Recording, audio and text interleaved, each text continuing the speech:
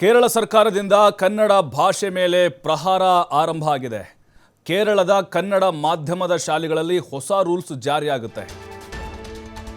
ನೋಡಿ, ಪಕ್ಕದ ಕೇರಳ ರಾಜ್ಯ ಇದೆ ಅಲ್ವಾ, ಸೈಲೆಂಟ್ ಆಗಿನೇ ಕನ್ನಡಿಗರ ಮೇಲೆ ಭಾಷಾ ದಬ್ಬಾಳಿಕೆಯನ್ನು ಶುರು ಮಾಡಿದೆ. ಹೊಸ ರೂಲ್ಸನ್ನು ಈಗ ತರಲಿಕ್ಕೆ ಮುಂದಾಗಿದ್ದಾರೆ. ಕನ್ನಡ ಭಾಷೆ ನಿಯಂತ್ರಣಕ್ಕೆ ಕಾನೂನು ತರ್ತಾ ಇದೆ ಕೇರಳ ಸರ್ಕಾರ. ಕನ್ನಡ ಮಾಧ್ಯಮ ಶಾಲೆಗಳಲ್ಲಿ ಮಲಯಾಳಂ ಹೇರಿಕೆ ಮಾಡ್ತಾ ಇದ್ದಾರೆ. ಇನ್ನು ಕೇರಳದ ಮಲಯಾಳಂ ಪ್ರೀತಿಗೆ ಸಿದ್ದರಾಮಯ್ಯನವರು ಗರಂ ಆಗಿದ್ದಾರೆ. ಸಿದ್ದರಾಮಯ್ಯನವರು ಹೇಳಿ ಕೇಳಿ ಮೊದಲೇ ಕನ್ನಡ ರಾಮಯ್ಯ ಅಂತ ಕರೀತಾರೆ ಅವರಿಗೆ. ನೋಡಿ, ಈಗ ರಾಜ್ಯ ಸರ್ಕಾರ ಕೂಡ ಆಕ್ರೋಶವನ್ನು ಹೊರಹಾಕಿದೆ. ಕನ್ನಡಿಗರಿಂದಲೂ ಕೂಡ ತೀವ್ರ ವಿರೋಧಗಳು ವ್ಯಕ್ತವಾಗ್ತಾ ಇದೆ. ಕೇರಳ ರಾಜ್ಯಪಾಲರನ್ನ ಭೇಟಿಯಾಗಿ ಮನವಿ ಸಲ್ಲಿಕೆಯನ್ನು ಮಾಡಿದೆ ಕರ್ನಾಟಕ ಗಡಿ ಪ್ರದೇಶ ಅಭಿವೃದ್ಧಿ ಪ್ರಾಧಿಕಾರ. ಕೇರಳ ಸರ್ಕಾರದ ಬಿಲ್ ಭಾಷಾ ವಿರೋಧಿಯಾಗಿದೆ. ಗಡಿ ಕನ್ನಡಿಗರ ಹಿತಾಸಕ್ತಿಗೆ ಧಕ್ಕೆಯಾಗುತ್ತೆ. ಹೀಗಾಗಿ ಬಿಲ್ ತಡೆಹಿಡಿಯುವಂತೆ ರಾಜ್ಯಪಾಲರಿಗೆ ಮನವಿಯನ್ನು ಮಾಡಿಕೊಂಡಿದ್ದಾರೆ. ಈ ಭಾಷಾ ಮಸೂದೆ ತಡೆಹಿಡಿಯುವಂತೆ ಮನವಿಯನ್ನು ಸಲ್ಲಿಕೆ ಮಾಡಲಾಗಿದೆ. ಮಸೂದೆ ಪರಿಷ್ಕರಣೆಯ ಭರವಸೆ ನೀಡಿದ್ದಾರೆ ಗವರ್ನರ್. ಕಾನೂನಾತ್ಮಕವಾಗಿ ಪರಿಷ್ಕರಣೆ ನಡೆಸುವಂಥ ಭರವಸೆಯನ್ನು ಈಗ ನೀಡಲಾಗಿದೆ. ನೋಡಿ, ಕಾಸರಗೋಡು ಕೇರಳಕ್ಕೆ ಸೇರಿದೆ, ಅದನ್ನ ಒಪ್ಕೊಳ್ತೀವಿ. ಆದರೆ ಅಲ್ಲಿ 70% ಭಾಗದ ಜನ ಕನ್ನಡವನ್ನು ಮಾತಾಡ್ತಾರೆ. ಭಾವನಾತ್ಮಕವಾದಂಥ ನಂಟಿದೆ ಅವರಿಗೆ. ಕಾಸರಗೋಡಿಂದ ಎಷ್ಟೋ ಜನ ಸಾಹಿತಿಗಳು ಬಂದಿದ್ದಾರೆ, ಮೇಧಾವಿಗಳಿದ್ದಾರೆ, ಕನ್ನಡದಲ್ಲಿ ಸಾಧನೆ ಮಾಡಿದಂಥವ್ರಿದ್ದಾರೆ.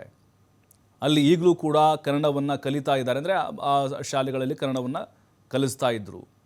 ಆದರೆ ಈಗ ಪಿಣರಾಯಿ ವಿಜಯನ್ ಸರ್ಕಾರ ಕರ್ನಾಟಕವನ್ನು ಒಂದು ರೀತಿ ವಿಲನ್ ಥರ ನೋಡ್ತಾ ಇದೆ. ಈ ಕೋಗಿಲಿ ಲೇಔಟ್ನಲ್ಲಿ ಅವರು ಹಸ್ತಕ್ಷೇಪ ಮಾಡಿದ್ದಾಯಿತು. ಈಗ ಭಾಷಾ ವಿಚಾರದಲ್ಲಿ ಮತ್ತೆ ಕನ್ನಡಿಗರನ್ನು ಕೆಣಕುವಂಥ ಕೆಲಸ ಮಾಡ್ತಾ ಇದ್ದಾರೆ. ಹಾಗಾದರೆ ಏನಿದೆ ಈ ಮಲಯಾಳಂ ಭಾಷಾ ಬಿಲ್ 2025ರಲ್ಲಿ? ಕೇರಳದಲ್ಲಿ ಮಲಯಾಳಂ ಪ್ರಥಮ ಭಾಷೆ ಆಗಿದೆ. ಇಲ್ಲಿ ಹೆಂಗೆ ನಮ್ಮ ಕನ್ನಡನೂ ಅಲ್ಲಿ ಮಲಯಾಳಿ ಸಹಜವಾಗಿ ಇದ್ದೇ ಇರುತ್ತೆ. 1ರಿಂದ 10ನೇ ತರಗತಿವರೆಗೆ ಮಲಯಾಳಂ ಪ್ರಥಮ ಭಾಷೆ, ಫಸ್ಟ್ ಲ್ಯಾಂಗ್ವೇಜ್, ಪ್ರಥಮ ಭಾಷೆ. ಅದು ಯಾವುದೇ ರಾಜ್ಯ ಇರಲಿ, ಸ್ಥಳೀಯವಾಗಿ ಮಾತೃಭಾಷೆಗೆ ಅಲ್ಲಿ ಸಹಜವಾಗಿ ಅವಕಾಶ ಇರುತ್ತೆ. ಕೇರಳದಲ್ಲಿರುವಂಥ ಕನ್ನಡ ಮಾಧ್ಯಮ ಶಾಲೆಗಳಿಗೂ ಕೂಡ ಇದು ಅನ್ವಯ ಆಗಬೇಕು ಅಂತ ಈ ಮಸೂದೆ ಬರ್ತಾ ಇದೆ. ಕಾಸರಗೋಡಿನಲ್ಲಿ 70% ಕನ್ನಡಿಗರಿದ್ದಾರೆ. ಭಾವನಾತ್ಮಕವಾದಂಥ ಅನುಬಂಧ ಅವರದು. ಕನ್ನಡನ ಮಾತಾಡ್ತಾರೆ ಬಹುತೇಕವಾಗಿ. ಕನ್ನಡಿಗರಿಗೂ ಪ್ರಥಮ ಭಾಷೆ ಮಲಯಾಳಂ ಆಗುತ್ತೆ ಈ ಮಸೂದೆ ಅಧಿಕೃತವಾಗಿ ಜಾರಿಗೆ ಬಂದರೆ.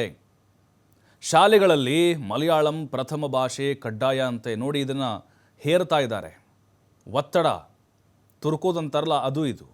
ಮಸೂದೆ ಜಾರಿಯಾದರೆ ಮಲಯಾಳಂ ಕಡ್ಡಾಯ ಆಗತ್ತೆ. ಪ್ರತಿಯೊಬ್ಬರು ಕೂಡ ಕಡ್ಡಾಯವಾಗಿ ಕಲೀಲೇಬೇಕಾಗತ್ತೆ.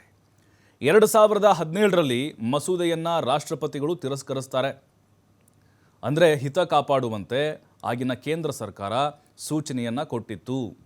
ಆವಾಗಲೇ ಮಂಗಳಾರತಿ ಆಗಿತ್ತು. ಈಗ ಮತ್ತೆ ಆ ಪ್ರಯತ್ನವನ್ನು ಮಾಡ್ತಾ ಇದ್ದಾರೆ.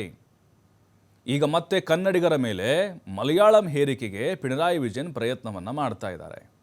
ಅಂದರೆ ಇದರಲ್ಲಿ ಕರ್ನಾಟಕದ ವಿರುದ್ಧ ಒಂದು ರೀತಿ ಸೇಡಿನ ಮನಸ್ಥಿತಿ ಇದೆ ಅಂತ ಅನ್ನಿಸ್ತಾ ಇದೆ. ಮತ್ತು ವೋಟ್ ಬ್ಯಾಂಕ್ ರಾಜಕಾರಣ ಕೂಡ. ಈಗ ಎಲೆಕ್ಷನ್ ಬರ್ತಿದೆ ಅಲ್ವಾ, ಈಗ ನೆಕ್ಸ್ಟು ಫೆಬ್ರವರಿ ಅಥವಾ ಮಾರ್ಚ್ ಬರ್ಬೋದು.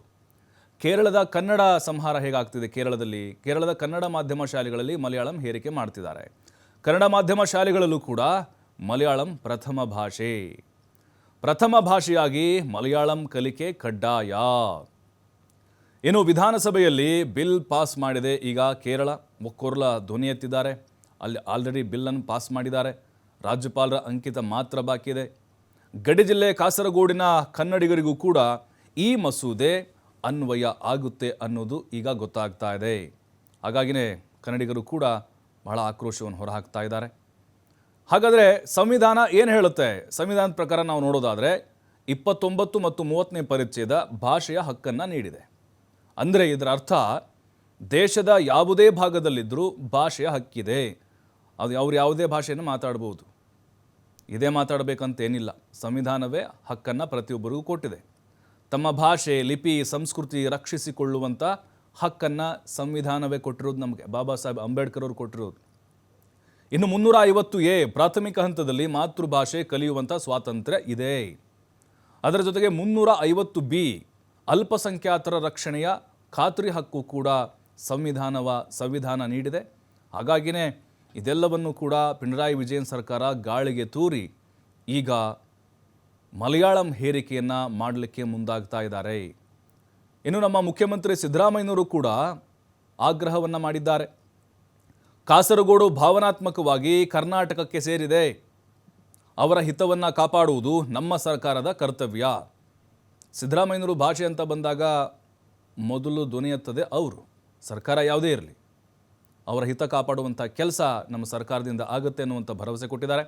ಮಲಯಾಳಂ ಭಾಷಾ ಮಸೂದೆ 2025 ಹಿಂಪಡೆಯಬೇಕು ಅಲ್ಲಿನ ಪಿಣರಾಯಿ ಸರ್ಕಾರ. ಭಾಷಾ ಅಲ್ಪಸಂಖ್ಯಾತರಿಗೆ ಮಾತೃಭಾಷೆ ಅವರ ಅಸ್ಮಿತೆಯಾಗಿದೆ. ಅಸ್ಮಿತೆಯ ಪ್ರಶ್ನೆ ಬರುತ್ತೆ ಸಹಜವಾಗಿ. ಇಲ್ಲಿ ಅನ್ಯ ಭಾಷಾ ಹೇರಿಕೆಯಿಂದ ಕಲಿಕಾ ಸಾಮರ್ಥ್ಯ ಕುಸಿಯುತ್ತೆ. ಈಗ ಏಕಾಏಕಿ ಮಲಯಾಳಂ ಹೇರಿಬಿಟ್ರೆ ಇಲ್ಲೇನಾಗುತ್ತೆ, ಕನ್ನಡದ ಮೇಲಿನ ಹಿಡಿತ ಕಡಿಮೆ ಆಗಿಬಿಡುತ್ತೆ. ಕೇರಳದಲ್ಲಿ ಮಲಯಾಳಂ ಪ್ರಥಮ ಭಾಷೆಯಾಗಿದೆ. ಕಾಸರಗೋಡಿನ 70% ವಿದ್ಯಾರ್ಥಿಗಳು ಕನ್ನಡವನ್ನು ಬಯಸ್ತಾರೆ.